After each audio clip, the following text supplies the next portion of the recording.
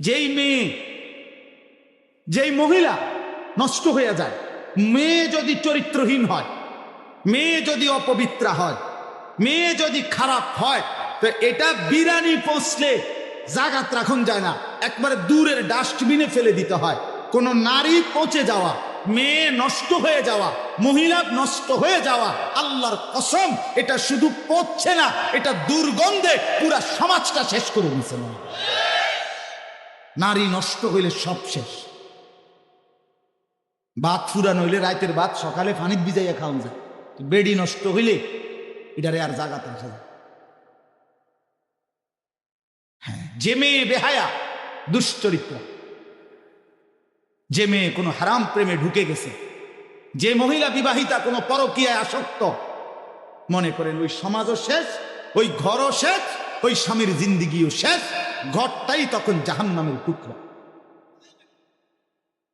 এই জন্য কোরআন কারীমের মধ্যে আল্লাহ তাআলা বলছে, শয়তানের চক্রান্ত দুর্বল, দাঈফা, নারীর চক্রান্ত আজিম, ভয়ানক। ইবলিসের চক্রান্তের চাইতে সরাসরি আল্লাহর কোরআনে আছে নারীর চক্রান্ত তার চাইতে ভয়ানক। নারী অসৎ হইলে শেষ। বেডি যদি সিদ্ধান্ত নেয়, এই জামাই তোরে বেড়া আমি তোর বাপের লগে মাল লগে দেবর ননদের লগে তুই কেমনে থাকস, আমি বেডি বাচ্চা থাকতে দেখ দিতাম না, তো মনে করেন শেষ। বুঝেন না? মহিলা যদি সিদ্ধান্ত নেয় আমি আমার জামাইরে জামাইয়ের আপন মা বাবার সাথে, জামাইয়ের ভাই বোনের সাথে চলতে দিব না, তো এর চাইতে দুর্ভোগ আর লাঞ্ছনা ওই ফ্যামিলিতে আর হয়। এই জন্য মাদের ইসলাহ খুব দরকার, বোনদের ইসলাহ খুব দরকার, নারীর সংশোধন খুব দরকার। কোরআনুল কারীমে আছে, ইন্নামা ইউরিদুল্লাহু লিইউযহিবা আনকুমুর রিজসা আহলাল বাইত।